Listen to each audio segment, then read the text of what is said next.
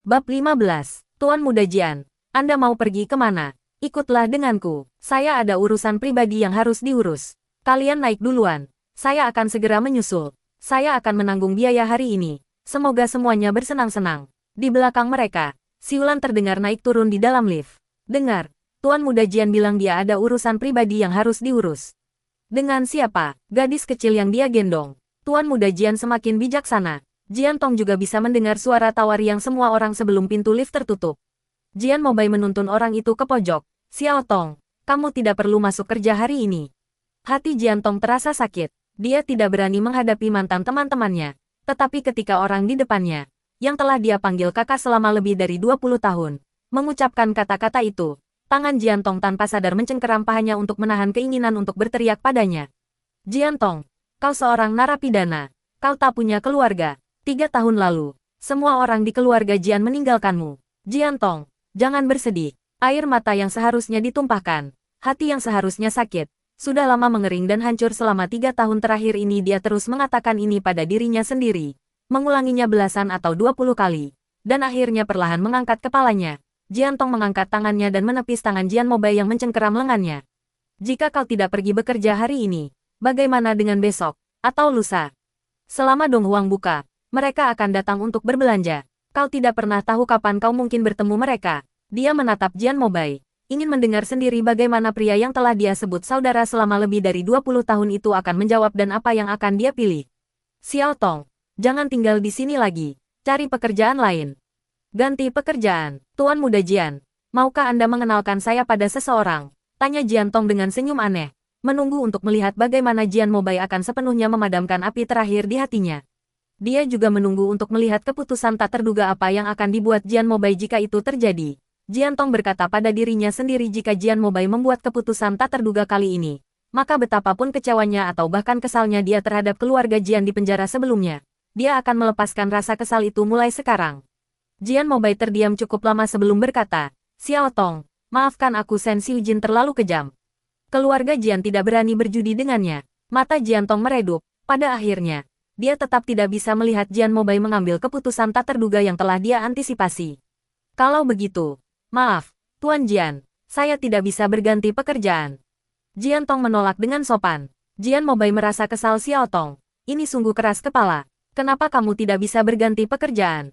Kenapa kamu harus melakukan pekerjaan seperti ini di sini? Tuan Muda Jian, izinkan saya mengingatkan Anda. Saya hanyalah mantan narapidana. Saya pernah di penjara.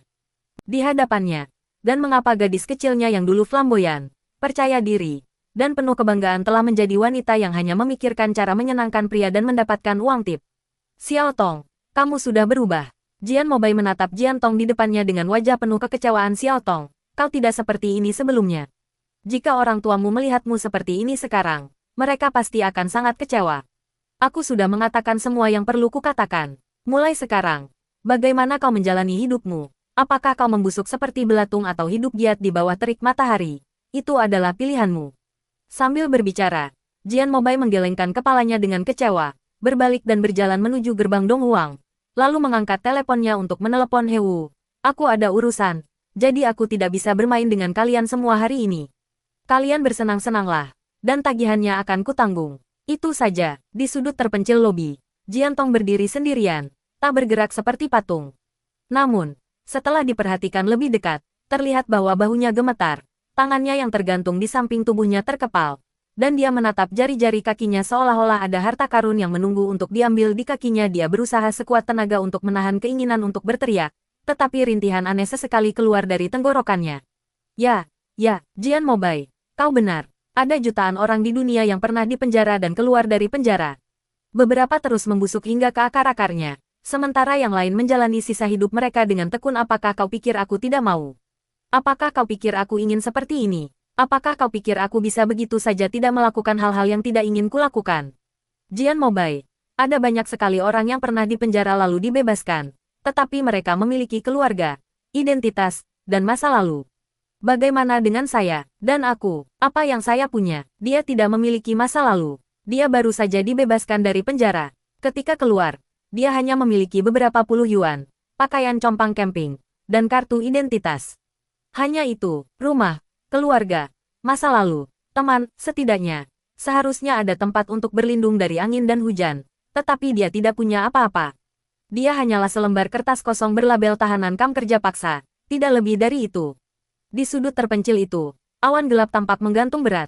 Di bawah awan, wanita itu, dengan tangan gemetar, mengeluarkan ponselnya, meliriknya, terisak, mengangkat kepalanya lagi, perlahan berbalik, dan berjalan menuju lift.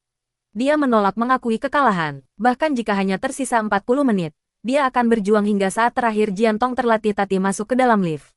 Siapa yang benar-benar tidak punya hati? Siapa yang tidak merasakan sakit? Tapi dia punya hal-hal yang lebih penting untuk dilakukan. Mereka yang hidup di neraka tidak kebal terhadap rasa sakit. Mereka hanya kehilangan hak untuk berteriak kesakitan. Jian Mobai kembali menusuk hati Jian Tong dengan pisau. Saat pintu lift terbuka kembali, dia menatap cermin, mengangkat jari ke wajahnya, dan tersenyum. Dia terisak, menahan semua rasa sakitnya, dan mengangkat kepalanya untuk menyadarkannya. Berkata pada dirinya sendiri, masih ada hutang besar sebesar 500.000. Hei, apa kau sudah dengar? Jian Tong yang baru datang itu. Dia sudah bertanya-tanya ke sana kemari apakah ada yang punya pekerjaan untuk direkomendasikan. Dia bisa melakukan apa saja. Wanita ini terobsesi dengan uang. Tapi orang seperti dia tidak cocok untuk Departemen Hubungan Masyarakat. Anggota staf humas sedang merapikan riasan mereka di wastafel sambil bergosip di antara mereka sendiri. Baiklah, berhentilah membicarakannya. Dia hanya perusak suasana. Ayo, Tuan Muda He sudah lama tidak datang bermain. Para Tuan Muda itu telah memesan ruang VIP di lantai 6 hari ini. Mari kita cari Tuan Muda He dan yang lainnya. Beberapa wanita dengan riasan tebal naik ke lantai 6. Jian Tong meminta bantuan kepada siapapun yang bisa dia temui. Tetapi sia-sia. Dengan perasaan kecewa, dia kembali ke ruang istirahat Departemen Hubungan Masyarakat. Dia menengadah melihat jam di ruang tamu. Waktu terus berjalan. Sumeng mengiriminya pesan singkat, memberitahunya bahwa Shen Xiujin akan tiba di Donghuang dalam 20 menit. Dia tahu bahwa Shen Xiujin selalu tepat waktu dan menepati janji, dan keputusasaannya semakin menguat. Hei, Jian Tong, ikut aku. Pintu ruang tamu didorong terbuka, dan ketika dia mendongak, Sumeng berdiri di sana dengan wajah dingin dan cantik, menatapnya. Kakak Meng, Jian Tong terkejut, wajahnya langsung pucat pasi. Dia di sini, kamu tiba secepat ini. Saat ini, Jian Tong tampak tak berdaya seperti anak kecil. Sumeng merasakan sesak di dadanya, membuatnya sulit bernapas. Dia menarik napas dalam-dalam sebelum menatap Jian Tong dengan ekspresi acuh tak acuh dan berkata bos besar belum datang. Ikutlah denganku, Saudari Meng. Sumeng mengerutkan kening kenapa kau masih berdiri di situ. Aku akan mengantarmu bertemu dengan beberapa tamu yang kukenal. Jian Tong tiba-tiba berdiri. Kak Meng, aku di sini. Sumeng tidak mengatakan apapun, tetapi menuntun Jian Tong ke lantai atas. Lantai 6, ekspresi Jian Tong agak aneh. Apakah menurutmu seorang tamu yang bahkan tidak mampu mengeluarkan uang untuk menginap di lantai 6 akan mampu memberikan hadiah sebesar 500.000? Sumeng berhenti di depan sebuah kamar pribadi. Jian Tong, hanya ini yang bisa kulakukan untuk membantumu. Seharusnya aku tidak membawamu ke sini, ada beberapa hal yang tidak bisa kukatakan padamu. Kau perlu tahu bahwa Kakak Meng merasa kasihan padamu. Tetapi Kakak Meng juga ingin hidup dengan baik. Jian Tong menundukkan kepalanya. Dia tahu apa maksud Sumeng dengan kata-kata ambigu itu. Dia tahu betapa beratnya pergumulan batin Sumeng untuk membawanya ke ruangan pribadi ini dan mengambil keputusan ini. Kak Meng, aku tahu semuanya. Aku terima kasih banyak. Aku mengerti. Satu kalimat itu. Aku mengerti. Sudah menjelaskan semuanya. Kelopak mata Sumeng berkedut. Dan dia menatap wanita sederhana di depannya dengan saksama Jian Tong. Seseorang yang mampu melihat segala sesuatu tanpa berkata apa-apa. Dialah yang benar-benar berwawasan luas. Sumeng berhenti menatap Jian Tong dan berkata kepada Jian Tong di belakangnya sebelum mengetuk pintu, hanya itu yang bisa saya lakukan. Tetapi apakah keajaiban akan terjadi bergantung pada takdir Anda sendiri. Jian Tong tiba-tiba teringat sesuatu dan meraih tangan Sumeng saat hendak mengetuk pintu. Kak Meng, siapa nama belakang tamu di kamar pribadi ini yang kau kenal? Nama keluarganya. Tunggu sebentar. Jian Tong, kau mau pergi kemana? Sebelum Sumeng selesai bicara, dia melihat Jian Tong berbalik dan pergi dengan wajah pucat. Sumeng segera meraih tangannya. Apa yang kau lakukan? Dia mengerutkan kening karena bingung sambil meraih Jian Tong. Saya baru saja mengetuk pintu ruang pribadi ketika, yang mengejutkan saya, para tamu di dalam datang membuka pintu sendiri dengan suasana hati yang begitu baik. Sumeng, bukankah kau bilang akan membawa orang? Kenapa kau menghadap Jian Tong? Dan dengan genit mengaitkan dagu Jian Tong dengan jarinya. Jian Tong menundukkan kepalanya, berusaha mati-matian untuk bertahan. Hei, gadis ini pemalu. Dia tidak mengizinkanku melihatnya. Sifat nakal Hewu langsung muncul. Tuan Muda He bersikeras ingin bertemu dengannya hari ini. Sumeng berkata dari samping. Jiantong, jangan takut. Tuan Muda He hanya bercanda. Dia orang yang sangat baik. Hewu berhenti sejenak. Jari-jarinya yang tadi mengaitkan dagu Jiantong. Dia menatap curiga pada wanita di depannya yang menundukkan kepala. Lalu bertanya pada Sumeng, kau baru saja mengatakan siapa namanya? Jiantong terkejut dan berteriak tegas. Kak Meng, jangan katakan itu. Baru setelah meminumnya, dia menyadari bahwa dia telah melakukan sesuatu yang seharusnya tidak dia lakukan, yang hanya akan membuat Hewu semakin curiga. Hewu tampak curiga, dan Sumeng juga merasakan ada sesuatu yang tidak beres. Reaksi Jiantong terlalu aneh. Reaksi Hewu juga cukup aneh. Jiantong, Hewu menatapnya dengan curiga, tiba-tiba melepaskan jarinya dari dagu Jiantong. Sebelum Jiantong sempat menarik napas, rasa sakit yang tajam menusuk kulit kepalanya, dan dia mendengar teriakan Sumeng di telinganya. Tuan Muda He, apa yang Anda lakukan? Pada saat yang sama, mata Jiantong bertemu dengan sepasang mata merah. Pemilik mata itu menjilat bibirnya dengan gembira. Benar-benar kau, Jiantong. Aku tidak pernah menyangka kau akan berubah menjadi sosok yang begitu buruk rupa. Tapi meskipun kau menjadi abu, aku tetap akan mengenalimu. Wajah Jiantong tiba-tiba pucat pasi. Hewu menjambak rambutnya, tetapi bersikap sangat sopan. Xiao Tong, haruskah aku mempersilakanmu masuk ke ruang pribadi? Atau kau akan masuk sendiri? Ekspresi Jiantong berubah beberapa kali, bergantian antara merah dan biru. Dia tahu betul bahwa dia tidak bisa lolos hari ini. Hewu tidak akan pernah membiarkanku pergi. Tidak perlu Tuan Muda He melakukan ini, katanya perlahan, mengangkat tangannya untuk menepis tangan Hewu yang mencengkeram rambutnya. Lalu, berusaha menjaga keseimbangan, dia berjalan masuk ke ruangan pribadi. Pada saat itu, Sumeng menyadari bahwa ada sesuatu yang tidak biasa dan mengikuti mereka masuk ke dalam. Ayo semuanya, lihatlah, ini Jiantong. Hewu menyapa rekan-rekannya di ruang pribadi dengan seringai setelah masuk. Suara mendesing, sepasang mata, yang dipenuhi tatapan menyelidik dan mengejek, terus memandang Jiantong. Sumeng mencoba meredakan situasi. Tuan Muda He, jadi Anda mengenal Xiao Tong kami. Tapi Xiao Tong ada urusan lain hari ini. Nanti saya suruh dia menyapa Anda. Saya akan mengantarnya sekarang. Setelah itu, dia melangkah maju, menggenggam tangan Jiantong, dan berjalan keluar. Sumeng baru saja menggenggam tangan Jiantong ketika Hewu mendorongnya menjauh. Sumeng, minggir. Ini bukan urusanmu, tonton saja dengan tenang, atau pergi sendiri. Tapi jika kau ingin membawanya pergi, tanyakan pada semua orang di sini apakah mereka setuju. Ekspresi Sumeng pun langsung berubah serius. Para tuan muda ini bukanlah orang biasa, masing-masing berasal dari keluarga kaya dan berpengaruh di kota es. Ini bukan orang kaya baru biasa. Sumeng ingin bertanya kepada Jiantong, Xiao Tong, apakah kamu mengenal Tuan Muda He? Dia ingin tahu apakah ada hal yang tidak menyenangkan antara Jiantong dan Tuan Muda He. Namun Jiantong tetap diam. Meng bilang salah satu karyawannya sangat membutuhkan 500.000 yuan. Karyawan itu kau, kan? Hahaha, bahkan Jiantong yang arogan pun kekurangan 500.000. Baiklah. Hewu mengeluarkan cek dan membantingnya di atas meja kristal. Jiantong, aku tidak akan mempersulitmu hari ini. Berlututlah dan tampar dirimu sendiri 100 kali. Dengan setiap tamparan, ucapkan, aku, Jiantong, adalah pelacur yang tidur dengan siapa saja. Kau bisa mengambil 500.000 ini. Jiantong menatap tagihan di atas meja, tetapi tidak menyentuhnya. Hewu mencibir. Apa? Tidak mau melakukannya. Tuan Muda He, biarkan saja. Lagi pula, dia adalah permata paling sombong dan flamboyan di kota es. Sekelompok orang yang datang bersama Hewu mencoba membujuknya, tetapi bujukan mereka tidak tulus dan lebih terdengar seperti ejekan dan cemoohan. Sombong dan flamboyan, Hewu tertawa, menyalakan rokok, menghisapnya, dan melirik Jiantong dengan jijik menatapnya seperti ini sekarang. Sumeng merasa sangat menyesal. Dia tidak pernah menyangka bahwa Jiantong menyimpan dendam terhadap Hewu dan kelompok pemuda kaya raya itu. Jika dia tahu, dia tidak akan pernah membawanya kepada orang-orang yang mampu melakukan apa saja itu. Jiantong mendongak dan mengamati sekelilingnya. Wajah-wajah yang dulu familiar, teman-teman bermainnya, kini tampak begitu asing sehingga ia tak dapat mengenali mereka. Sama seperti dirinya sendiri, sekilas pandang, bahkan orang-orang yang mengenalnya di masa lalu pun tidak akan mengenalinya.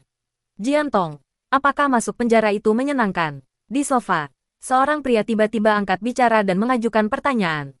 Jantung Jiantong berdebar kencang, dan dia menoleh ke arah suara itu. Itu adalah temannya yang dulu sering bermain game, video game, makan udang karang di malam hari, dan balap mobil bersamanya. Yakun, tidak, jangan panggil aku begitu. Yakun, yang sedang duduk di sofa dengan sikap acuh tak acuh, dengan cepat mengangkat tangannya. Aku tidak berteman dengan para pembunuh. Tubuh Jiantong bergoyang hampir tak terasa. Detik berikutnya, dia mengertakkan giginya erat-erat, merasa sangat pusing. dan mendengar suara teman-teman bermainnya dulu di telinganya. Su Meng juga terkejut seorang pembunuh. Dia tahu Jian Tong pernah dipenjara, tapi pembunuhan. Tidak, tidak, tidak. Si idiot ini sangat bodoh. Bagaimana mungkin dia bisa membunuh seseorang? Ku dengar kau kekurangan uang, kata Yakun sambil mengeluarkan dompetnya dari saku. Ada segepok uang tunai, yang tampaknya sekitar 30.000. Dia mengeluarkan uang itu dari dompetnya dan membantingnya di atas meja kristal. Aku punya uang di sini. Anggap saja ini hadiah karena melihatmu berlutut dan menamparkan dirimu sendiri nanti. Kepalan tangan Jian Tong, yang tergantung di sisi tubuhnya, berulang kali terkepal dan terbuka. Meskipun yang lain tidak seagresif Hewu dan Yakun, mereka semua memperhatikan Jian Tong seolah-olah sedang menonton pertunjukan yang bagus.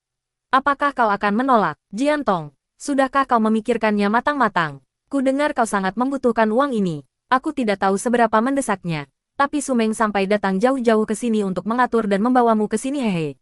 Mendengar kata-kata Hewu, Su Meng menyesali perbuatannya. Seandainya dia tahu lebih awal bahwa Jian Tong memiliki masa lalu seperti itu dengan mereka, dia tidak akan pernah membawa Jian Tong ke sarang serigala. Tuan Muda He, seseorang harus bersikap lunak jika memungkinkan. Su Meng, apakah kau dari atas Jian Tong? Apakah menjaga harga diri lebih penting? Atau 500.000? Dia bertanya sambil menyeringai. Jelas sekali dia memanfaatkan kesulitan keuangan Jian Tong yang sedang sangat parah saat itu. Wajah Su Meng berubah dari pucat menjadi hitam, lalu hitam menjadi biru, tetapi dia tidak bisa sepenuhnya menyinggung para tuan muda dari keluarga kaya dan berpengaruh ini. Sembari memikirkan cara mengeluarkan Jian Tong dari rumah, dia juga memikirkan bagaimana menangani akibatnya. Bahkan Shen Xiujin sendiri tidak perlu bermusuhan dengan keluarga-keluarga berpengaruh di balik semua orang yang hadir hari ini hanya demi Jian Tong. Kenapa kau harus berlutut seperti itu? Itu sangat tidak sopan. Tuan Muda He, tolong biarkan saja demi bos besar kita. Saran Su Meng dengan bijaksana. Tampar. Hewu berbalik dan menamparkan Su Meng dengan keras di wajah, sambil mengumpat dengan kasar, bukankah sudah kubilang? Siapa yang memberimu hak untuk berbicara di sini? Mata Jian Tong memerah Hewu. Ini tidak ada hubungannya dengan saudari Meng. Hak apa yang kau miliki untuk memukulnya? Hei, Jian Tong, kau tidak menganggap dirimu Jian Tong yang dulu lagi, kan? Perlu kuingatkan lagi, kau sekarang hanyalah sampah, masih sok tangguh. Ya, saat Hewu berbicara, ekspresinya berubah, dan dia mengulurkan tangan lalu menamparkan wajah Su Meng dengan suara kecupan yang keras. Lalu kenapa kalau aku memukulnya? Jian Tong, apa kau pikir kau masih orang yang sama seperti dulu? Kau ini orang seperti apa sekarang? Ikut campur urusan orang lain. Jangan pukul dia, baiklah. Berlututlah dan mohonlah padaku. Hewu berkata sambil menyeringai. Berlututlah dan mohonlah padaku, dan aku akan membiarkannya pergi. Jian Tong, aku baik-baik saja. Dia hanya menamparku beberapa kali. Dia tidak akan berani melakukan hal lain. Abaikan saja dia. Su Meng menatap Hewu dengan dingin, posisinya canggung. Karena dia hanyalah pion dari bos di balik Dong Huang, Hewu berani memukulnya kapanpun dia mau. Dan karena dia adalah pion dari bos Dong Huang, Hewu hanya berani memukulnya, bukan membunuhnya. Tampar. Hewu menamparnya lagi. Mari kita lihat apakah tuan muda ini berani melakukannya. Hewu, mata Jian Tong merah padam. Ini dendam di antara kita. Apa sebenarnya yang ingin kau lakukan? Jian Tong merasa marah dan geram. Matanya memerah. Sejak bertemu Su Meng, Jian Tong menghargai semua yang telah Su Meng lakukan untuknya dan semua kebaikan yang telah Su Meng tunjukkan padanya. Mungkin ada beberapa orang yang, dari 100 hal baik yang Anda lakukan untuk mereka, melakukan 99 hal baik. Tetapi satu hal buruk yang Anda lakukan untuk mereka akan membatalkan semua 99 hal baik tersebut. Namun Jian Tong berbeda. Dia sangat menghargai kebaikan Su Meng kepadanya. Tentu saja, Su Meng tidak bisa melakukan segalanya untuknya. Tetapi Su Meng juga memiliki kehidupan dan takdirnya sendiri. Tidak ada yang berhutang budi pada Jian Tong, dan kebaikan yang ditunjukkan kepadanya adalah sebuah berkah. Namun Hewu menamparkan wajah Su Meng berulang kali tepat di depannya. Hal ini membuat Jian Tong merasa lebih buruk daripada jika dia memukul dirinya sendiri. Katakan padaku, apa yang kau ingin aku lakukan? Hewu, katakan padaku, katakan padaku, katakan padaku, teriaknya. Suara kasar itu bahkan lebih tidak menyenangkan. Su Meng tercengang, dia belum pernah melihat Jian Tong menunjukkan emosi seperti itu di depannya sebelumnya. Jian Tong selalu acuh tak acuh dan agak membosankan, dengan sedikit ekspresi, tapi karena dia telah dipukul beberapa kali, Jian Tong telah menjadi seseorang yang tidak dia kenal lagi. Xiao Tong, aku sungguh tidak tampar. Sebelum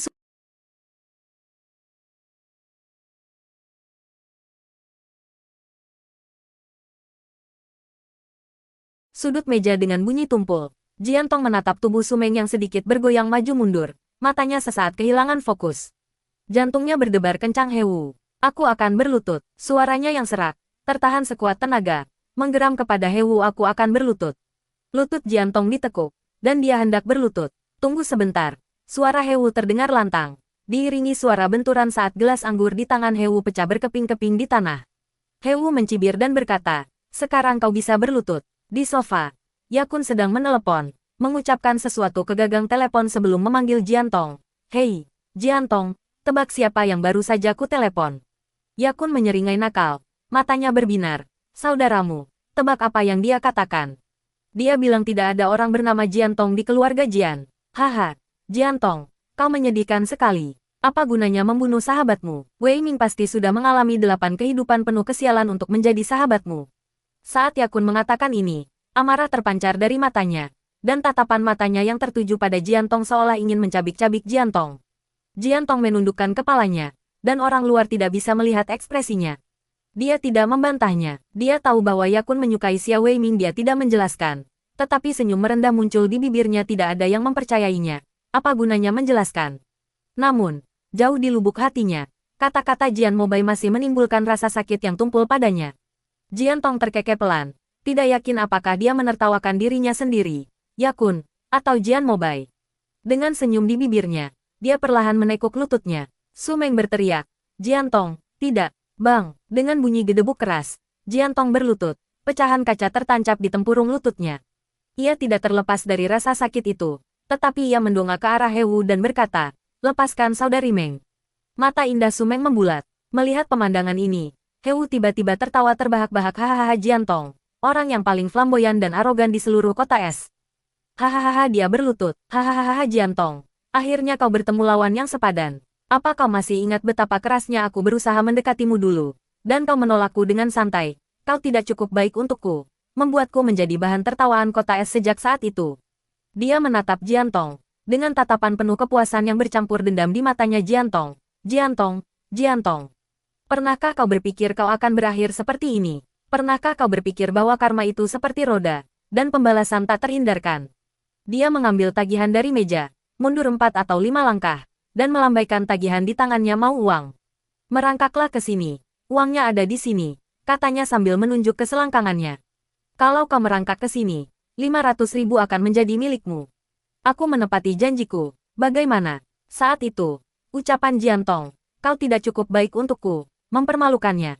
Kini, Hewu menawarkan 500.000 yuan untuk mempermalukan Jiantong. Jiantong, tidak, Su Meng menyesalinya. Dia benar-benar menyesalinya. Jiantong mendongak dan melirik cek senilai 500.000 yuan di tangan Hewu, sementara suara Su Meng masih terngiang di telinganya. Dengan tatapan yang berkedut di matanya, Jiantong tiba-tiba menoleh perlahan dan menatap Su Meng. Napas Su Meng tercekat, dan matanya menyipit. Jiantong menoleh ke arah Su Meng. Maaf, aku punya jalanku sendiri.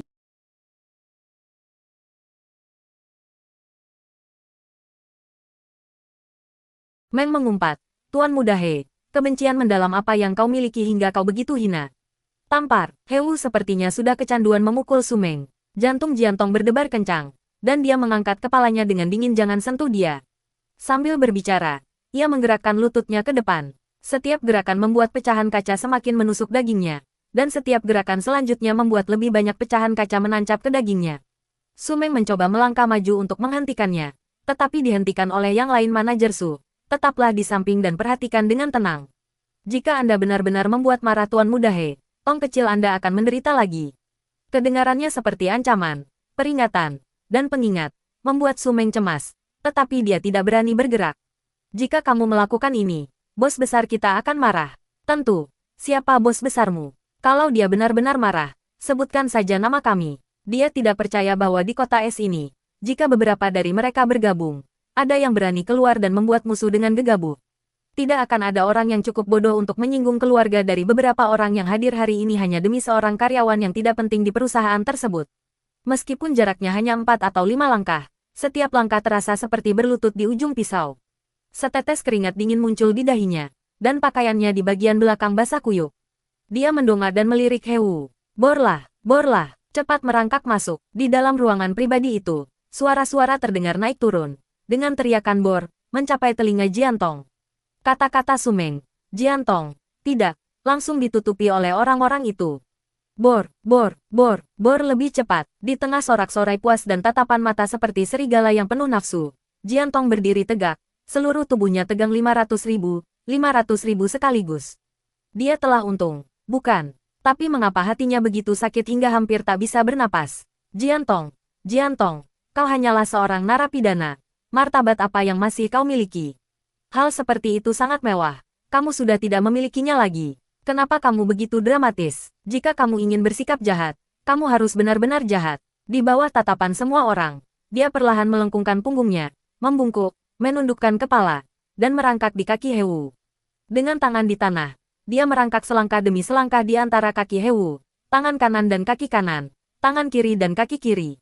Tidak apa-apa, tidak apa-apa masalahnya. Dia juga merangkak di antara kaki para pria di sel yang sama. Lalu kenapa? Namun, setiap langkah yang ia naiki, kenangan-kenangan yang tidak ingin Jian Tong ingat kembali muncul lebih jelas dalam benaknya. Di penjara, di kamar mandi besar, mereka mengurungnya dan memaksanya merangkak di antara kaki mereka satu persatu. Beberapa dari mereka bahkan lebih kejam. Saat dia merangkak, mereka akan mengencinginya, membasahi wajahnya. Jika dia melawan, mereka akan menggunakan pistol air dingin untuk menyemprotnya, baik di musim panas maupun musim dingin. Jika dia melawan, dia akan diperlakukan dengan metode yang lebih mengerikan lagi. Jian Tong tidak tahu bagaimana ia bisa merangkak ke sana. Tubuhnya gemetar hebat. Pada saat ini, ia teringat kembali pada 3 tahun kehidupannya di penjara. Cek-cek, Jian Tong, si gadis muda yang dulunya angkuh dari keluarga Jian, kini merangkak di antara kaki seorang pria demi 500. Terkejut putri sulung dari grup Jian, Jian Tong. Namun jika dia adalah putri sulung keluarga Jian, bagaimana mungkin dia bisa menjadi seperti ini? Sulit dipercaya, teriakan ambil foto, itu menghancurkan keteguhan Jian Tong, membuatnya langsung runtuh. Perlahan ia mengangkat kepalanya. Kumohon, jangan ambil foto. Tolong, Hewu, apa kau dengar itu? Nona Jian. Dia baru saja mengucapkan, tolong. Nona Jian yang dulunya paling flamboyan dan angkuh di Shanghai, kini mengucapkan, tolong, padamu. Hahaha, suara-suara ejekan dan cemoohan di sekeliling begitu keras hingga seolah menelan Jian Tong. Wajahnya dipenuhi rasa takut. Jangan ambil gambar. Jangan ambil gambar, teriaknya. Tetapi semakin dia melawan, semakin banyak orang di sekitarnya mengeluarkan ponsel mereka untuk mengambil gambar. Dan semakin senang mereka mengambil gambar. Hahaha, ledakan tawa itu seperti kutukan, membuat napas Jian Tong semakin cepat. Dia menggelengkan kepalanya dengan putus asa sambil berteriak, jangan difoto. Jangan difoto. Dilarang merekam. Dilarang. Penampilannya yang berantakan terlihat jelas oleh teman-teman sepermainannya dulu, yang semuanya menyaksikan dan menertawakannya. Jian Tong merasa bahwa segala sesuatu di sekitarnya, orang-orang, benda-benda, berputar liar. Menatap langit-langit yang berputar, dia tergagap-gagap tak jelas. Lepaskan aku. Lepaskan aku. Kumohon lepaskan aku. Melihat Jian Tong seperti itu, Su Meng memejamkan matanya karena kesakitan. Jian Tong, si bodoh ini, tidak mau difoto. Yakun mengambil sebotol anggur, berjongkok, dan memberikannya kepada Jian Tong ini. Minumlah ini. Dan kita tidak akan difoto. Apakah kau ingat saat kau memaksa Wei Ming menenggak sebotol whisky? Jian Tong, Nona Jian, pernahkah kau membayangkan hari ini akan datang? Jian Tong menatap kosong ke arah Yakun, yang wajahnya dipenuhi rasa jijik, matanya penuh kebingungan. Aku dipaksa, Wei Ming, untuk minum sebotol whisky. Setiap kata yang diucapkannya diwarnai keraguan. Dia tidak akan pernah merendahkan diri dengan taktik serendah itu, yaitu memaksa Xia Wei Ming meminum sebotol whisky. Dia tidak akan pernah merendahkan diri dengan melakukan hal seperti itu. Berpura-pura bodoh. Nona Jian, betapa kuatnya Anda saat itu. Karena iri pada Wei Ming, Anda sengaja menggunakan psikologi terbalik untuk memaksa Wei Ming meminum sebotol whisky itu. Apakah Anda berpikir bahwa hanya karena tidak ada yang melihatnya, tidak ada orang lain yang akan tahu? Jian Tong tiba-tiba menyela Yakun dengan suara tenang, berkata, tidak, saya tidak melakukan apa yang Anda bicarakan. Cek Yakun menatap Jian Tong dengan tatapan penuh kebencian. Kau bilang aku telah berbuat salah padamu. Atau kau bilang Wei Ming berbohong. Saat itu, Wei Ming sedang mabuk dan tergeletak di jalan. Untungnya aku bertemu dengannya. Kalau tidak siapa yang tahu apa yang akan terjadi. Jian Tong, apakah kau mengatakan bahwa mabuknya Wei Ming itu pura-pura? Atau bahwa apa yang kulihat dengan mata kepala sendiri itu palsu? Jian Tong terdiam. Pupil matanya tiba-tiba menyempit. Wei Ming benar-benar mabuk saat Yakun bertemu dengannya. Wei Ming mengatakan itu, ekspresinya sangat aneh, sulit digambarkan dengan kata-kata. Yakun tidak tahan melihatnya seperti ini.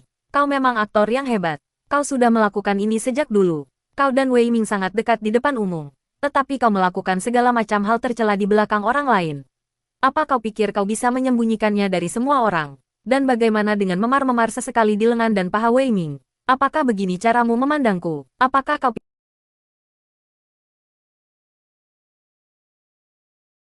Matanya ada kelelahan dan rasa sakit yang tak terlukiskan di antara alisnya. Namun mereka dengan cepat menghilang tanpa jejak. Ada beberapa hal yang sudah saya duga sebelumnya. 3 tahun, begitu banyak malam yang ia habiskan dengan tangan terborgol di toilet. Begitu banyak malam ia tak bisa tidur karena kesakitan. Begitu banyak malam ia hampir tak bisa bernapas. Dan hanya bisa bersandar di dinding. Menatap kosong ke langit-langit kamar mandi. Begitu banyak malam yang sunyi dan sepi di mana yang bisa ia lakukan hanyalah menatap kosong. Tanpa ada hal lain yang bisa dilakukan. Bukankah itu sudah cukup baginya untuk memahami hal-hal yang sebelumnya tidak ia lihat dengan jelas?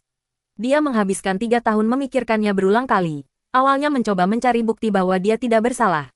Namun semakin ia memikirkannya, semakin jelas ia memahaminya. Pada akhirnya, ketika ia kembali memikirkan hal-hal itu berulang kali, tujuannya bukan lagi untuk mencari bukti ketidakbersalahannya, melainkan untuk membuktikan bahwa ia telah salah menebak. Dia terkekeh pelan, senyum tipis dan getir teruk di bibirnya. Pada akhirnya, tebakannya benar. Sejak Yakun menuduhnya, Jiantong tahu betapa konyol, menyedihkan, dan patut dikasihani dirinya selama 3 tahun itu. Ia telah menyiksa dirinya sendiri dengan berulang kali mengingat kenangan yang sebenarnya tidak ingin diingatnya. Semua itu hanya untuk membuktikan bahwa ia salah dan membuktikan bahwa Xia Weiming tidak bersalah. Apakah dia bodoh? Dia bodoh. Sebaliknya, selama 3 tahun itu, dia jelas sudah merasakan ketidakmurnian Xia Weiming. Namun dia masih berulang kali mengingat masa lalu, mencoba menemukan bukti ketidakbersalahan Xia Weiming dalam ingatannya untuk menepis kecurigaan samar yang terpendam di dalam hatinya. Kau tertawa. Jiantong, kau tertawa. Apa yang kau tertawakan? Apakah kau menertawakan kematian Wei Ming? Apakah kau menertawakan keberhasilan rencanamu? Jiantong, kau tak tahu malu. Kau masih tertawa. Kau tidak boleh tertawa. Yakun sangat marah melihat senyum aneh wanita yang berlutut di tanah di depannya, dan hatinya terbakar amarah tanpa alasan. Dia mendongak ke arah Yakun dan tertawa, tetapi tidak ada suara tawa. Tawanya begitu meresahkan sehingga membuat orang merasa tidak nyaman. Senyum itu sangat aneh, entah itu Yakun, Hewu, atau siapapun. Mereka semua merasakan merinding. Wanita itu akhirnya berbicara. Suaranya yang serak mengejutkan semua orang yang hadir. Yakun, terima kasih. Terima kasih banyak. Terima kasih dari lubuk hatiku. Kau menarikku keluar dari lamunanku dan membuatku akhirnya menghadapi keraguan yang selama ini terpendam di dalam hatiku tentang Xia Weiming. Tuduhan Yakun adalah hal-hal yang tidak pernah dia lakukan. Kemarahan Yakun begitu tulus. Apa maksudnya? Ini membuktikan bahwa Xia Weiming benar-benar mengatakan kebohongan seperti itu kepada Yakun. Peristiwa tahun itu diselimuti misteri. Dia tidak melakukan kesalahan apapun. Namun pada akhirnya, bukti-bukti tidak menguntungkannya. Apa sebenarnya bukti itu? Itu adalah pesan teks dan catatan panggilan yang dikirim Xia Weiming kepadanya sebelum kejadian, yang tersimpan di ponselnya. Saat itu, aku tidak pernah memikirkan Xia Weiming. Dia benar-benar berterima kasih kepada Yakun. Namun bagi orang-orang ini, kata-kata tersebut lebih terdengar seperti provokasi. Yakun sangat marah dan malu. Ucapan terima kasih dari Jiantong sudah cukup untuk menghancurkan sarafnya. Terima kasih. Kau bilang terima kasih. Dia mempermalukannya. Dia bilang terima kasih. Memegang.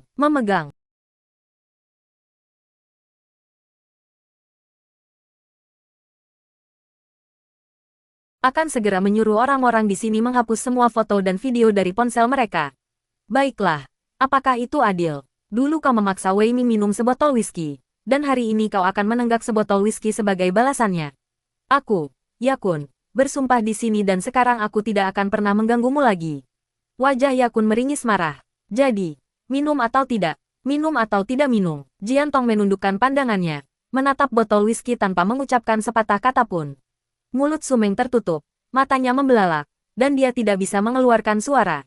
Aku tidak melakukannya, aku juga tidak bisa minum. Dia menjelaskan perlahan, dia tidak melakukannya. Dan begitulah, dia juga tidak bisa minum. Mengapa dia harus menanggung begitu banyak penghinaan dan ejekan untuk melakukan hal-hal yang tidak akan dilakukan orang lain? Untuk menghindari minum setetes alkohol pun, dia bisa berlutut, mempertaruhkan nyawanya di dalam air, bernyanyi sampai suaranya serak, dan melakukan banyak hal lainnya. Tetapi dia tetap tidak mau minum. Aku tidak minum. Dia mengangkat kepalanya dengan cepat dan berbicara sangat perlahan tetapi dengan tekad yang teguh. Bos besar berjanji padaku dia tidak akan minum. Hahaha, ini pertama kalinya aku mendengar ada orang yang melakukan pekerjaan seperti ini tanpa minum. Jiantong, Kau pikir kau masih Nona Jian? Melakukan apapun yang kau mau dan tidak melakukan apapun yang kau mau. Haha. Yakun mengeluarkan ponselnya, mengangkatnya, dan menunjukkan kepada Jiantong sebuah video yang baru saja direkamnya. Tekan tombol ini, dan video ini akan langsung diunggah ke WeChat Moments saya. Jadi, apakah Anda yakin tidak ingin meminumnya? Bahu Jiantong bergetar. Siapa saja orang-orang di WeChat Moments saya, Jiantong? Apakah kamu mengenal mereka semua? Jantungnya tiba-tiba berdebar kencang. Sumeng mendesah pelan. Matanya membelalak. Tidak, tidak. Jiantong tidak boleh minum alkohol. Sumeng menatap wanita yang berlutut di tanah. Perlahan mengangkat tangannya. Dan dengan lembut menggenggam botol whisky milik Yakun. Dia mendengar suara serak wanita itu berkata, "Aku akan meminumnya." Tidak, tidak. Mata Sumeng membelalak saat ia berusaha meraih Jiantong. Tetapi orang yang menahannya terlalu kuat. Hewu meliriknya dan tersenyum sembrono. Sumeng, aku minta maaf soal hari ini. Tapi ini urusan antara kita dan dia. Jadi tolong urus urusanmu sendiri. Tidak, bukan begini caranya. Dia akan mati. Apa kau akan membunuh Jiantong? Ponsel berdering di sakunya. Dan Sumeng terkejut sejenak. Tetapi ekspresinya langsung berubah di detik berikutnya. Dengan kekuatan yang tiba-tiba tercurah, dia membenturkan kepalanya ke orang yang telah menangkapnya. Memanfaatkan kelengahan mereka, Sumeng menjawab telepon lebih cepat dari sebelumnya. "Bos, tolong." Di lantai 6 tiba-tiba sebuah tangan menepis ponsel Sumeng, dan Hewu mencibir. "Sumeng, kau memang luar biasa. Jadi, kau bos besar misterius yang kau sebutkan itu, kan? Baiklah, kita akan menunggu di sini hari ini, teman-teman. Mari kita lihat apa yang bisa dilakukan bos kalian kepada kita." Ponsel Sumeng masih terhubung dalam panggilan, dan pria di ujung telepon tampak acuh tak acuh. "Sampai Yakun, suruh dia minum. Mari kita lihat bagaimana Nona Jian dari Shanghai yang dulu terkenal itu akan menundukkan kepalanya yang angkuh." Di ujung telepon sana, tangan pria yang menggenggam telepon tiba-tiba menegang. "Shen Yi, bawa orang-orang itu dan naik ke lantai 6. Dia berbalik dan berlari terburu-buru menuju lift. Shen Yi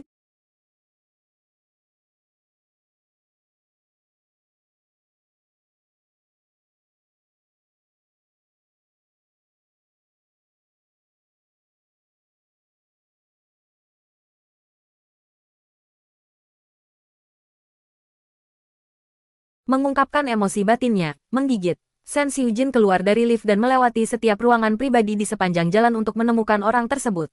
Jantung Shen Yi berdebar kencang. Bosnya jelas sangat cemas dan sedang mencari seseorang. Di ruang pribadi merasa tegang, Yakun memainkan ponselnya, melirik ke samping sambil menyeringai. "Hei, Nona Jian, tunggu apa lagi? Aku akan segera memposting ini di WeChat Momentsku. Saya yakin semua orang sangat merindukanmu setelah mendengar kabar pembebasan Nona Jian dari penjara." "Tunggu sebentar." Wajah Jiantong memucat. Lalu dia memanggil Yakun, menatapnya dengan saksama. "Aku akan minum." Dia tahu dia tidak perlu menjaga harga diri di hadapan keluarga Jian. Tetapi Jiantong tahu dia tidak berguna. Bahwa keluarga Jian telah lama meninggalkannya. Tetapi dia tetap tidak ingin mempermalukan keluarga Jian karena dirinya. Tidak." Sumeng panik. Jiantong tidak bisa minum alkohol. Minum alkohol sama saja dengan mempertaruhkan nyawa. Saat orang lain minum, mereka mungkin mabuk. Tetapi bagi Jiantong, minum itu seperti memasuki gerbang neraka.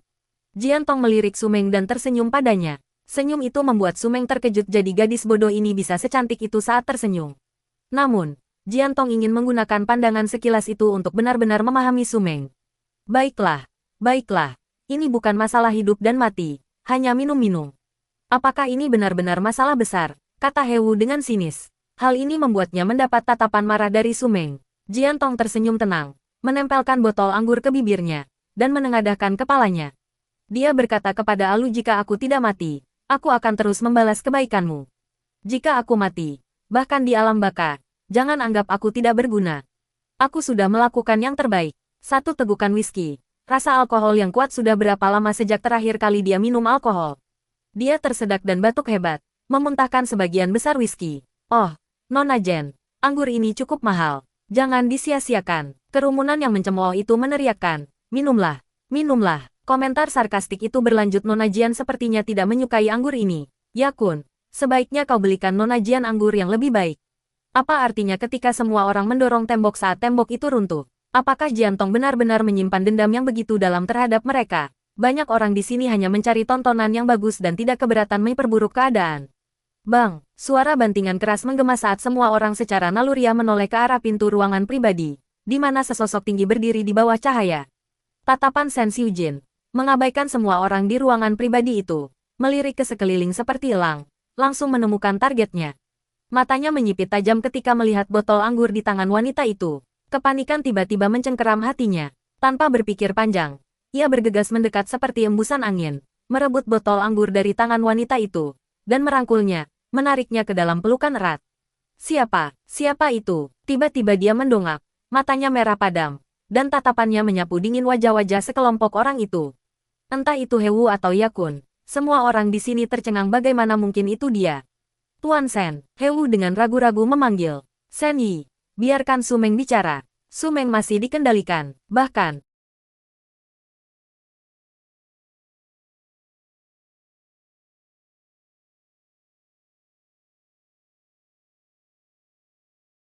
tetap dingin. 2 atau 3 gigitan mungkin tidak berarti banyak bagi orang biasa.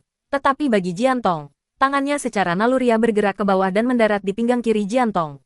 Jiantong membeku, terlalu takut untuk bergerak. Dadanya terasa panas, dan perutnya terasa panas. 2 tegukan whisky itu membuatnya merasa tidak enak badan. Wajah Sen Xiujin tampak sedingin es. Dia mendongak dan tatapannya yang tajam menyapu wajah kelompok itu satu persatu. Aku akan menyelesaikan urusan dengan kalian nanti.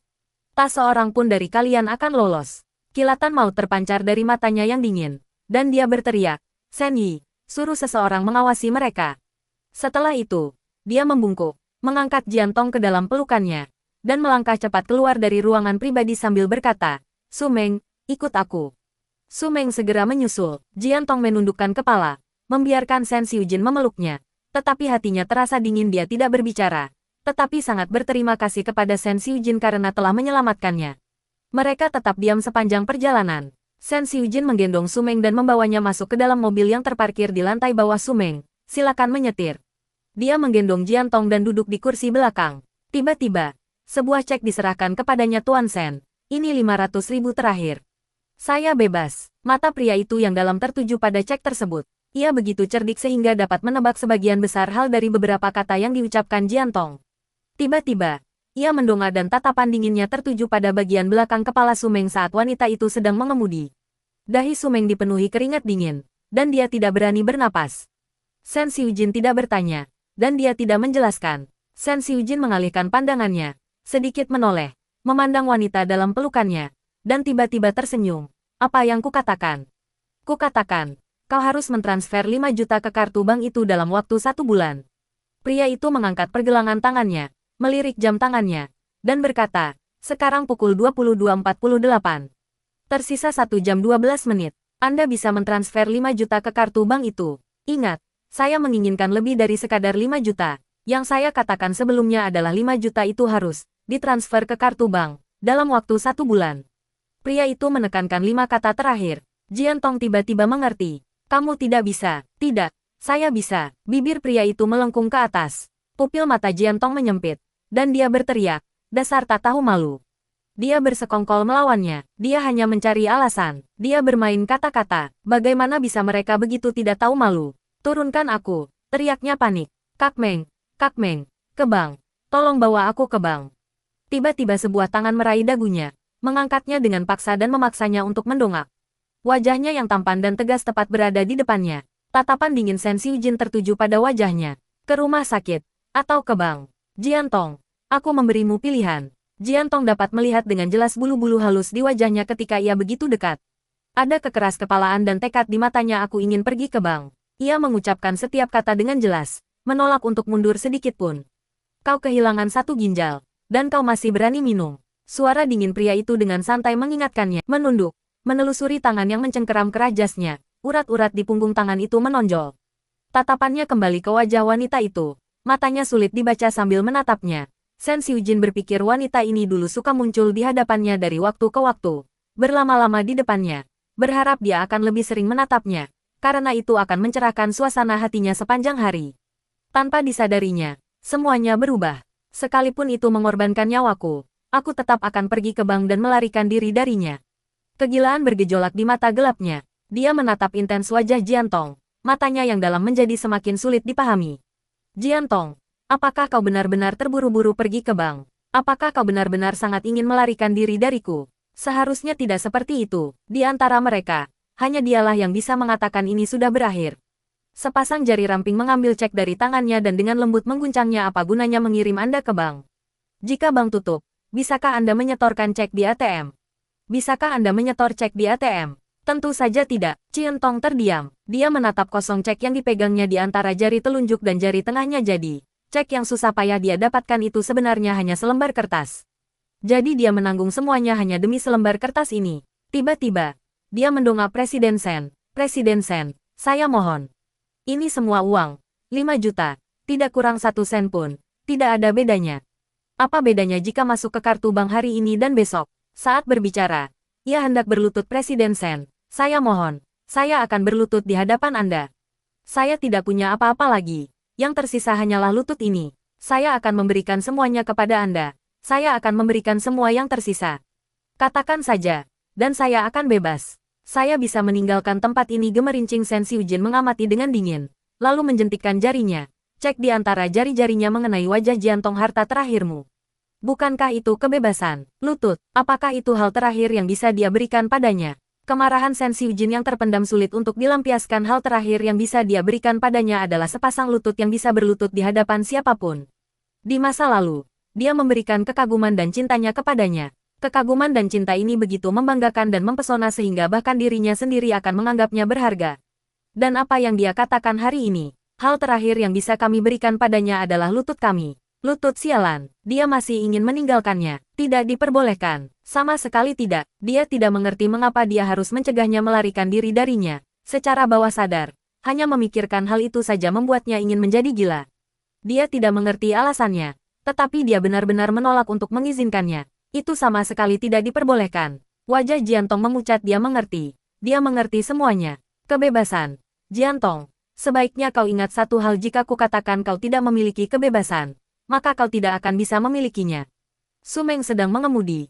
Jantungnya berdebar kencang. Kebencian mendalam macam apa yang bisa mendorong seseorang untuk menyiksa orang lain seperti ini. Di dalam mobil, Jian Tong mengambil cek itu, menatapnya dengan tatapan kosong, dan tiba-tiba terkekeh pelan. Sen Xiujin, tahukah kau apa yang telah saya lalui untuk mendapatkan cek ini? Saudari Meng, buka jendelanya. Sebuah suara wanita serak perlahan terdengar dari dalam gerbong. Su Meng ragu sejenak, lalu bertanya pada Sen Xiujin melalui kaca spion. Di kursi belakang, Sen Xiujin menyipitkan mata Phoenix-nya, melirik Jian Tong dengan acuh tak acuh, mengangguk sedikit, dan Su Meng menekan sebuah tombol, lalu jendela belakang perlahan turun. Dia melirik hati-hati ke kaca spion, tetapi satu pandangan itu hampir membuatnya lupa bernapas. Wanita di kursi belakang tetap tenang, merobek cek di tangannya menjadi 2, lalu menjadi 4 bagian. Kemudian menjadi 8 bagian. Cek senilai 500.000 itu disobek-sobek di tangannya. Sambil mengepalkan kertas itu, dia mengulurkannya keluar jendela, membuka telapak tangannya, dan kertas di tangannya tertiup angin. Su Meng tak kuasa menahan diri, matanya dipenuhi keterkejutan. Kau gila. Apa kau lupa bagaimana kau mendapatkan cek ini? Bagaimana bisa kau membiarkannya begitu saja menjadi selembar kertas sampah? Mata Jian Tong tidak berkedip sekalipun dari awal hingga akhir. Wajahnya sangat tenang, bahkan menakutkan. Mendengar perkataan Su Meng, dia perlahan menoleh dan mengucapkan 3 kata dengan acuh tak acuh. Itu tidak penting, tidak penting. Bagaimana mungkin ini tidak penting? Su Meng sangat marah, tetapi melihat ketenangan wanita di kursi belakang, dia tiba-tiba tidak bisa berkata apa-apa lagi. Ya, bagaimana mungkin itu tidak penting? Penghinaan dari mantan pasangan, orang-orang yang paling memalukan untuk dihadapi, berlutut di hadapan orang-orang yang dulu bisa Anda ajak duduk dan mengobrol setara, merangkak di atas pecahan kaca, menyempitkan diri di antara kaki mereka, memohon belas kasihan, bahkan mempertaruhkan nyawa dengan minum dan berjudi. Bagaimana mungkin itu tidak penting?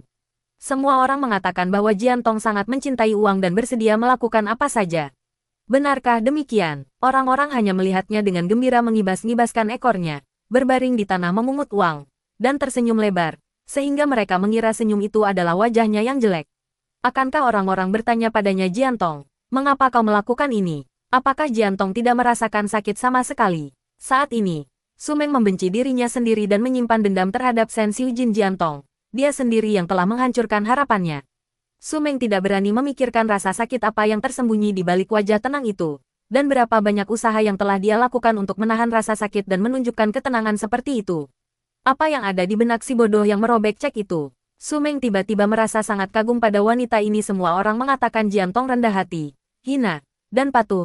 Tetapi wanita ini, yang mereka anggap tidak berharga, lebih kuat dan lebih tangguh daripada kebanyakan orang di dunia. Tatapan tajam Shen Xiujin tertuju pada Jiantong. Mengapa kau merobeknya? Jiantong tetap tenang dan terkendali, itu hanya selembar kertas bekas. Dia mengerahkan seluruh kekuatannya dan berhasil mengambil selembar kertas bekas. Aku putus asa. Aku menyerah, apakah itu cukup? Dia menunggunya. Lelah dengan permainan itu. Dia membebaskannya. Sebelumnya, belenggu yang tak terhindarkan itu sangat melelahkan di rumah sakit. Bai Yuxing membuat pengaturan yang tepat untuk Jiantong. Kau benar-benar beruntung. Bai Yuxing tak kuasa menahan diri untuk memutar matanya. Apa kau tidak tahu situasimu sendiri? Sedang mabuk. Setelah mengatakan itu, dia berdiri, berjalan keluar, dan menutup pintu di belakangnya. Di luar, Shen Xiujin sedang merokok. Berikan Shen Xiujin, yang mengeluarkan kotak rokok dan melemparkannya kepadanya. Bai Yuxing, tanpa basa-basi, menyalakan sebatang rokok. Ada apa? Dia melirik pintu di belakangnya. Dia teringat adegan saat pertama kali bertemu Jiantong setelah dia dibebaskan dari penjara. Agar tidak mabuk, Jiantong yang angkuh berlutut di depan semua orang. Yang terakhir merokok sebatang rokok, lalu tetap diam. Bai Yuxing tidak peduli dengan ketidakpedulian pria itu. Dia menghembuskan sebatang rokok. Ku dengar kau menyuruhnya mengumpulkan 5 juta dalam sebulan. Dan kau akan membiarkannya datang dan pergi sesuka hatinya.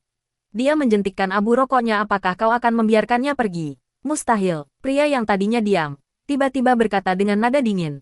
Bai Yuxing ragu sejenak, terkejut dengan kegelisahan emosional Shen Xiujin, dan menyenggolnya dengan siku. Hei, apakah kau menyadari bahwa kau bersikap sangat aneh ketika menyangkut dirinya? Pria itu mengerutkan kening. Katakan saja apa yang ingin Anda katakan. Tidak perlu bertele-tele. Kau menyuruhku mengatakan ini secara langsung. Bai Yuxing berdeham lagi. Kurasa kau terlalu peduli pada Jiantong. Ini berbeda dari dirimu, teman lama. Kau orang yang begitu peka. Bukankah kau menyadari keanehanmu sendiri?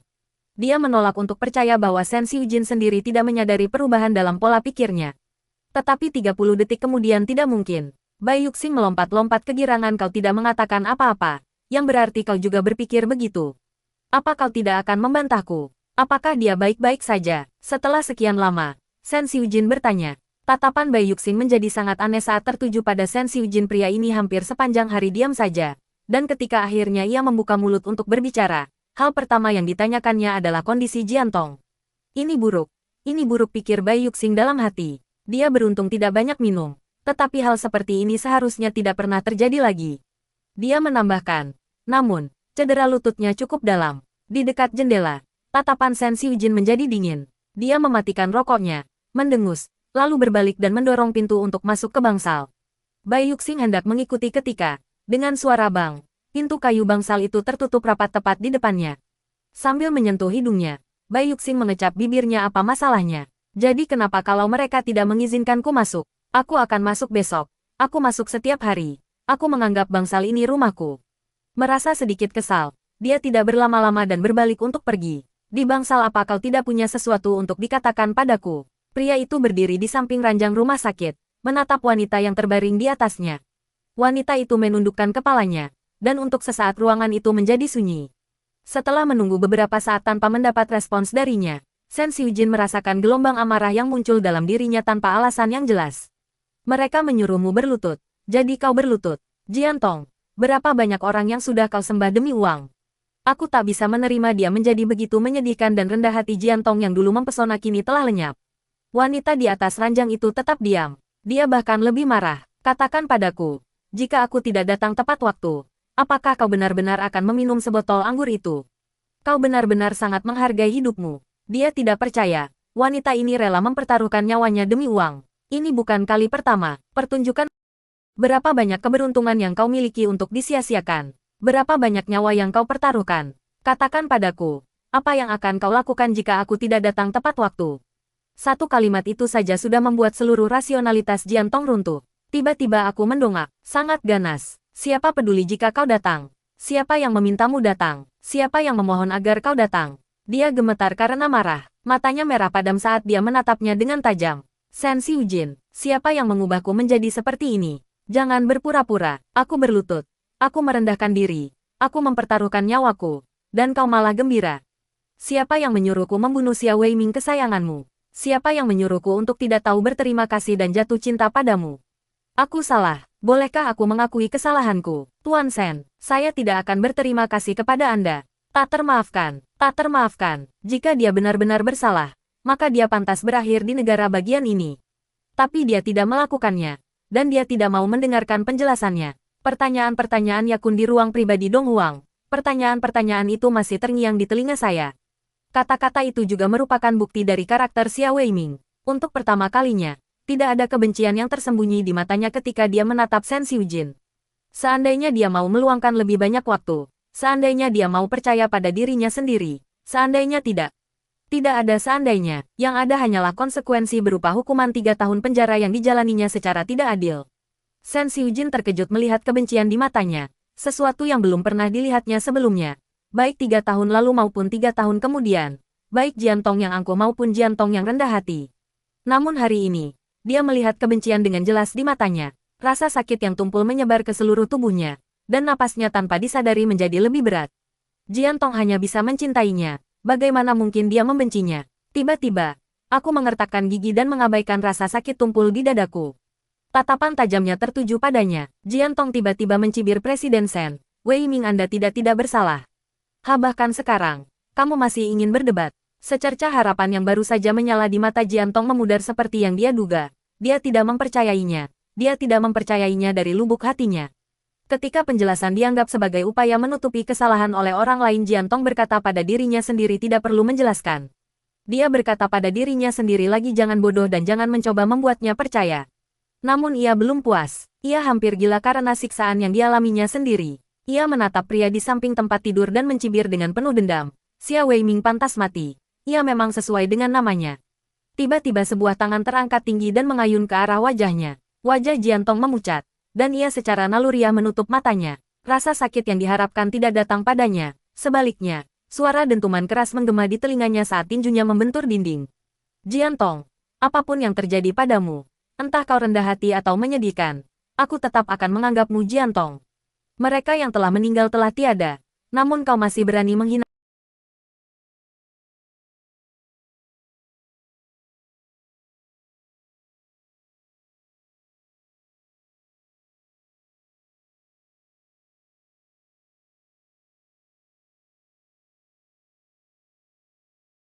Tak kuasa menahan diri lagi dan menjerit kesakitan. Shen Xiujin, apakah kau buta dan tidak punya hati? Bagaimana dengan saya? Apakah aku memang pantas mendapatkannya? Apakah aku memang layak mati? Wajahku menjijikkan. Aku mempermalukan orang yang sudah meninggal. Orang yang sudah meninggal itu bukanlah orang yang tidak bersalah. Desisan mengerikan keluar dari tenggorokannya saat dia menutup matanya kesakitan. Shen Xiujin, hal yang paling kusesali dalam hidup ini adalah bertemu denganmu. Menghadap Shen Xiujin, Sumeng merasa sangat gugup. Tuan Shen, saya hanya merasa kasihan pada Jiantong. Dia menjelaskan mengapa dia membantu Jiantong menyembunyikan sumber uang sebanyak itu. Shen Xiujin sedang tidak dalam suasana hati yang baik saat ini. Kata-kata tajam dan sarkastik wanita itu terus terngiang di telinganya, tak kunjung hilang. Mendengar Sumeng mengatakan sesuatu seperti Jiantong sangat menyedihkan, bibir tipisnya tiba-tiba melengkung membentuk senyum dingin. Sumeng, aku tidak memiliki filantropis hebat di bawah komandoku. Wanita itu sungguh memilukan, mengutuk dan mempermalukan mantan teman yang sudah meninggal. Apakah orang seperti itu pantas mendapatkan simpati kita? Dia sangat marah. Kemarahan yang tak terlukiskan. Aku tidak semarah ini ketika melihatnya menjadi rendah hati dan menyedihkan. Dalam ingatan saya, Jiantong adalah sosok yang bangga dan memiliki semangat kepahlawanan. Dia tidak akan pernah menghina dan mencaci maki orang yang telah meninggal seperti itu. Namun hari ini, dia membuka matanya, sebuah kemarahan yang tak dapat dijelaskan, dan kekecewaan yang tak dapat dijelaskan. Dia tidak mengerti apa yang membuatnya kecewa. Dahi Sumeng dipenuhi keringat dingin. Pria di hadapannya bisa menentukan hidup atau matinya hanya dengan satu kalimat. Tapi dia tidak menyesalinya. Presiden Shen, saya tidak mematuhi perintah Anda. Saya salah. Dan saya bersedia menerima hukuman. Punggung Sumeng tegak. Untuk sesaat, mata Shen Xiujin agak linglung. Dalam diri Sumeng, ia melihat bayangan Jiantong dari ingatannya. Keberanian yang sama untuk bertanggung jawab. Keteguhan hati yang sama saat menghadapinya. Sama tanpa penyesalan. Pergilah ke ruang hukuman besok pagi-pagi sekali untuk menerima hukumanmu. Suara dingin itu terdengar tegas, dan kaki panjang rampingnya terangkat saat dia berjalan keluar. Sumeng hanya bisa bersandar lemas di dinding putih di belakangnya, dan butuh waktu lama baginya untuk akhirnya menghela napas lega. Sambil menghela napas yang terasa pengap, Sumeng mengangkat tangannya dan menyeka keringat dingin dari dahinya. Untunglah Shen Xiujin bersedia membiarkannya pergi ke ruang hukuman untuk menerima hukumannya. Setelah dipikir-pikir lagi, aku jadi penasaran bagaimana kabar si bodoh Jiantong itu. Dengan pikirannya yang mulai melayang, Sumeng tanpa ragu menuju ke bangsal Jiantong. Sesampainya di bangsal, Sumeng mengangkat tangannya untuk mengetuk pintu, tetapi tiba-tiba tangannya membeku di udara. Dia menajamkan telinganya untuk mendengarkan, dan raungan yang tertahan yang baru saja didengarnya bukanlah imajinasinya. Melalui sebuah pintu, terdengar raungan kecil seperti binatang, tertahan dan rendah, kasar dan tidak enak didengar ya. Itu adalah suara unik dari suara si bodoh yang sudah rusak itu. Suara yang tertahan dan teredam, seperti jeritan binatang yang terluka, takut terdengar. Sumeng berdiri tak bergerak di depan pintu bangsal Jiantong, seperti patung, tanpa bergeming untuk waktu yang lama. Dia tidak tahu berapa banyak waktu telah berlalu, tetapi suara mendesah yang tertahan di tenggorokannya perlahan menghilang. Sumeng mendengarkan lebih seksama dan memastikan bahwa orang di bangsal itu sudah tenang. Dia tidak terburu-buru masuk. Sekitar 15 menit kemudian,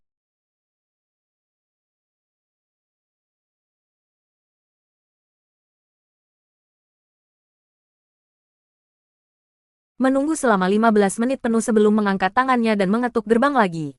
Dorong pintu hingga terbuka dan masuklah. Dia langsung melihat orang yang terbaring di ranjang rumah sakit, yang juga sedang menatapnya. Tatapan mata mereka bertemu, dan wajah lembut Sumeng berseri-seri dengan senyum ramah Xiao Tong. Apakah kamu baik-baik saja? Aku baik-baik saja sekarang, kata orang yang terbaring di ranjang itu dengan tenang, tanpa menunjukkan tanda-tanda cedera sebelumnya. Dokter bilang aku beruntung. Sikap tenang itu membuat Sumeng merasa sesak di dadanya. Jika dia tidak mendengar sendiri suara desisan tertahan di pintu sebelumnya, dia mungkin akan mempercayai kata-katanya. Sumeng menatap Jiantong dengan tatapan dalam, sedikit pertimbangan tersirat di dalamnya. Akhirnya, dia tersenyum lagi, berjalan menghampiri Jiantong, menarik kursi, duduk di samping tempat tidur rumah sakit Jiantong, dan meletakkan tangannya di punggung tangan Jiantong. Senang kau baik-baik saja. Jaga dirimu baik-baik, cedera lututmu kali ini cukup serius. Sumeng ingin mencengkeram Jiantong lebih erat lagi, mengguncang bahunya dengan putus asa dan menuntut kenapa kau tidak menangis.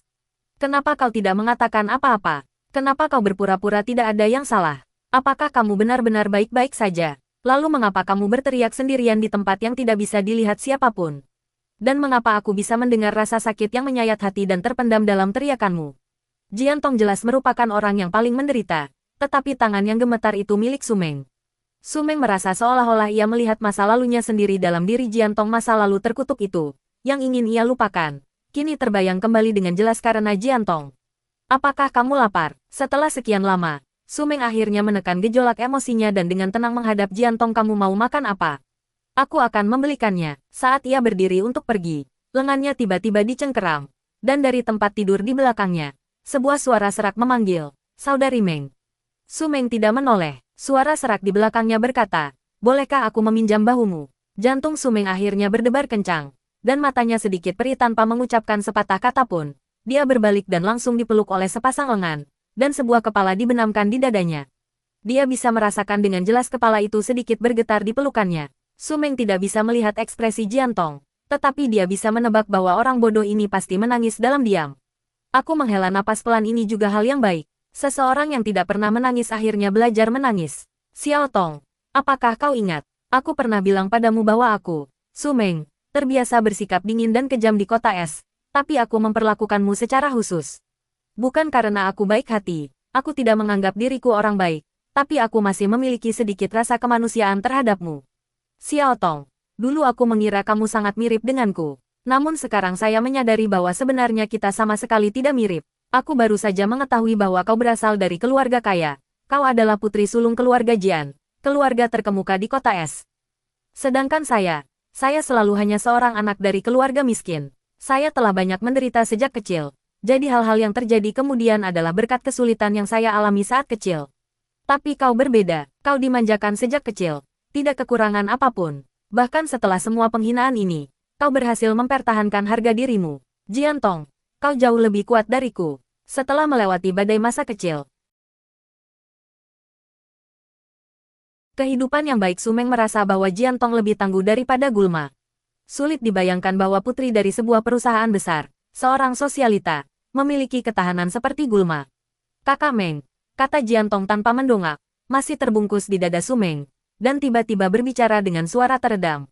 Kakak Meng, mereka bilang aku membunuh seseorang karena cemburu. Aku sengaja merencanakan untuk membunuh wanita yang paling dicintai Presiden Shen, sahabatku Xia Weiming. Aku tidak percaya, kamu tidak akan sampai melakukan hal seperti itu. Su Meng berkata dengan tenang. Jian Tong, yang dimakamkan dalam pelukan Su Meng, tiba-tiba menangis terseduh-seduh.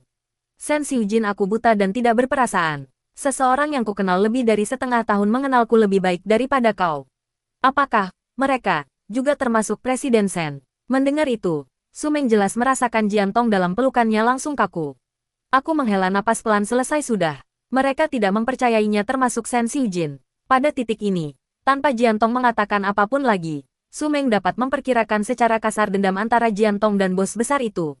Xia Weiming, selama 2 tahun saya mengikuti Shen Xiujin. Saya samar-samar ingat pernah mendengar seseorang menyebut nama ini. Aku juga samar-samar pernah mendengar bahwa gadis bernama Xia Weiming itu istimewa bagi bos besar. Tapi dia meninggal dunia di usia muda secara tragis. Aku masih tidak tahu mengapa gadis ini, yang sangat istimewa bagi bos besar, meninggal dunia. Hari ini, akhirnya aku mengerti. Tapi dia tidak mempercayainya. Jian Tong terlalu sombong untuk melakukan hal seperti itu. Su Meng mengangkat tangannya dan menepuk kepala Jian Tong. Dia tidak bertanya kepada Jian Tong mengapa dia tidak menjelaskan kepada Shen Xiujin atau membuktikan ketidakbersalahannya. Hanya mereka yang pernah mengalami hal yang sama yang dapat memahami rasa sakit dan ketidakberdayaan karena tidak dipercaya oleh orang-orang yang Anda cintai. Karena dia sendiri pernah mengalami hal serupa, dia mengerti mengapa Jian Tong tidak mencoba menjelaskan. Mungkin Jian Tong sudah mencoba menjelaskan, tetapi tidak ada yang mempercayainya, dan bahkan tidak ada yang mau mendengarkan. Seringkali, jika seseorang tidak mempercayai Anda, tidak peduli bagaimana Anda menjelaskan, itu tidak ada gunanya. Apa rencana Anda? Tunggu sampai dia bosan. Bosan dengan ini, apa yang membuatmu lelah? Bosan dengan Jian Tong. Setelah berpikir sejenak, Su Meng berkata, aku tidak akan menyembunyikannya darimu. Uang dan cek yang kau berikan kepadaku tadi semuanya disimpan di brankas, dan tidak langsung disetorkan ke kartu bank itu.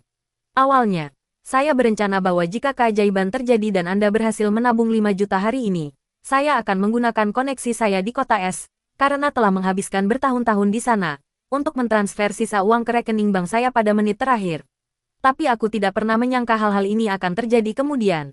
Jian Tong, tidak ada yang bisa kulakukan untuk membantumu. Tetapi karena Tuan Shen tidak menyebutkan uang ini, aku tidak akan mentransfernya ke kartu bank itu. Aku akan memberikan uang dan ceknya nanti, agar kau bisa menyembunyikannya dengan baik dan membawanya bersamamu saat kau bisa pergi. Jangan salahkan aku karena tidak membantumu melarikan diri. Aku, Su Meng, kalau boleh dibilang, adalah manajer umum Dong Huang. Tapi sebenarnya aku hanyalah anjing penjaga di bawah bos besar. Jian Tong sangat berterima kasih. Aku tahu apa